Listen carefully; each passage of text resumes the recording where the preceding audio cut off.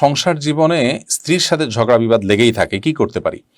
দেখুন, দাম্পত্য কলহগুলো সৃষ্টি হয় সবর এবং শকর না থাকবার কারণে। এটি হলো প্রধান এবং মৌলিক কারণ। স্বামী বলুন, স্ত্রী বলুন, যার মধ্যে সমস্যা থাকুক না কেন, সমস্যা এই দুটির কোনো একটি, হয় সবর নেই আর না হলে শকর নেই।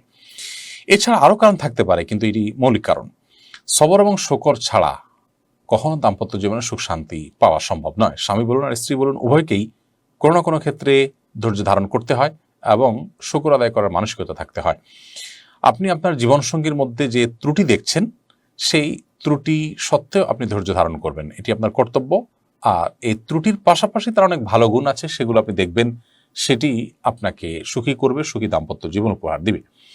প্রিয় নবী সাল্লাল্লাহু আলাইহি সাল্লামের সহধর্মিণী উম্মুল মুমিনিন আয়েশা রাদিয়াল্লাহু তাআলা আনহা সম্পর্কে পর্যন্ত তার একটা মানবীয় দুর্বল দিকের কথা হাদিসে উঠে এসছে, যে তার সবই ভালো ছিল, বয়স কম হওয়ার কারণে অনেক সময় আটা ইত্যাদি খামিরা করে রেখে দিতেন, সেগুলো মুরগি কিংবা ছাগল, গৃহপালিত যে পশু থাকে, মানুষ পালে ঘর বাড়িতে, এরকম কোনো কিছু এসে খেয়ে ফেলতো অনেক সময়।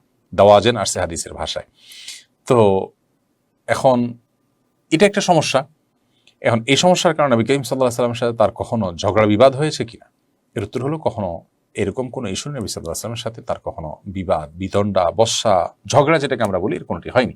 তার মানে স্ত্রী হিসেবে মানবিক দুর্বলতা কারো থাকতে পারে, স্বামী হিসেবে কারো দুর্বলতা থাকতে পারে, কারোর স্বামীর বা কারোর স্ত্রীর মধ্যে দুর্বলতার পরিমাণ বেশিও থাকতে পারে, কমও থাকতে পারে, হয়তো অন্য আরেকজন এর মধ্যে এটা নেই, কিন্তু তার মধ্যে আবার অনেক ভালো গুণ নিশ্চয়ই আছে। পৃথিবীতে এমন একটি মানুষ আল্লাহ তাআলা সৃষ্টি করেন না যার কোনো ভালো গুণ নেই।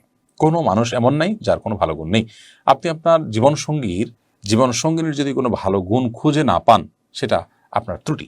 আর কিছু না থাকুক, তার শারীরিক অবয়বটা ভালো আছে, এটাও কি একটা শুকরিয়া আদায় করার জায়গা নয়? যে আমার স্বামী শারীরিকভাবে ফিট আছেন, সুস্থ আছেন। অনেকের স্বামী শারীরিকভাবে ফিট নন, অনেকের স্বামী মানসিক রোগী, আমার স্বামী অ্যাটলিস্ট মানসিক রোগী নন। কত শত বিষয় আমরা খুঁটে খুঁটে বের করতে পারবো যদি আমরা চেষ্টা করি যে আমার জীবনসঙ্গী তার কি ভালো গুণ আছে। তাহলে স্বামী বলুন স্ত্রী বলুন, উভয়কেই কাজটি করতে হবে, সবর এবং শকর। এটা ছাড়া দাম্পত্য জীবনের ঝগড়া বিবাদ কলহ এগুলো মেটানো সম্ভব নয়। আজকে আমাদের সমাজে যে বিবাহ বিচ্ছেদের হার বেড়ে চলেছে এবং সংসারগুলো ভেঙে খান খান হয়ে যাচ্ছে, এর মূল এবং প্রধান কারণ হলো যে আমরা দিন থেকে দূরে সরে যাচ্ছি। আমাদের মোরালিটি এবং নীতিনৈতিকতা, মূল্যবোধ, এগুলো আমাদের থেকে হারিয়ে যাচ্ছে। এগুলো যত বেশি হারাবে, ততই আমাদের দাম্পত্য জীবন কেন সার্বিক জীবনে অশান্তির ছায়া নেমে আসবে। বিধায় আল্লাহর দিকে আমাদেরকে ফিরে আসতে হবে এবং সবর এবং শকরের চর্চা বাড়াতে হবে। নবী করিম সাল্লাল্লাহু আলাইহি ওয়াসাল্লামের পারিবারিক জীবন নিয়ে শেখ মোহাম্মদ সালেহ আল মুনাজিদ হাফিজাহুল্লাহর খুব চমৎকার এবং অসাধারণ একটি সংকলন আছে।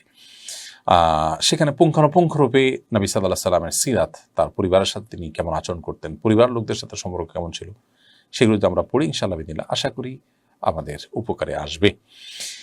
বিদেশি বিড়ালের বাচ্চা পালনের জন্য ক্রয় বিক্রয় করা যায় আছে কিনা? হাদিসে বিড়াল বিক্রি এবং কেনা বেচা করা এর ব্যাপারে নিষেধাজ্ঞা আছে, তবে সেই নিষেধাজ্ঞাটাকে কোনো ফকিহ বা কোনো ইমামই হারাম পর্যায়ে বলেন, সেটাকে মাকরুহ পর্যায়ে বলেছেন।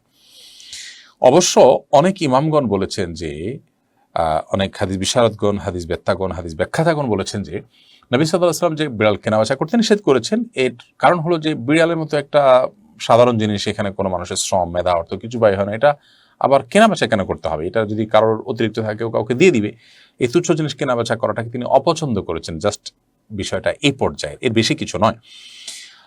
তবে আজকাল যে বিদেশি বিড়াল বা উন্নত জাতের বিড়াল পাওয়া যায়, এই বিড়ালগুলো সাধারণত চাষ করতে হয় খামারে, এগুলোর পিছনে অনেক অর্থ ব্যয় করতে হয়, এগুলো চিকিৎসা করতে হয়, টিকা দিতে হয়, নিয়মিত সেগুলোর খাবার সরবরাহ করতে হয়, নানান উদ্যোগ যেহেতু সেখানে ব্যয় করতে হয়, এই বিড়ালগুলো তার আওতায় পড়ে না। অর্থাৎ এখানে যেহেতু ইনভেস্টের ব্যাপার আছে আর বিড়াল পালন করা বেশ যেহেতু জায়েজ আছে, অতএব এগুলো কেনাবেচা করা জায়েজ আছে। এই মতটি অধিকতর আমার কাছে যুক্তিসঙ্গত মনে হয় এবং অধিকতর এটা আপনার দলিল সমৃদ্ধ আমার কাছে মনে হয়।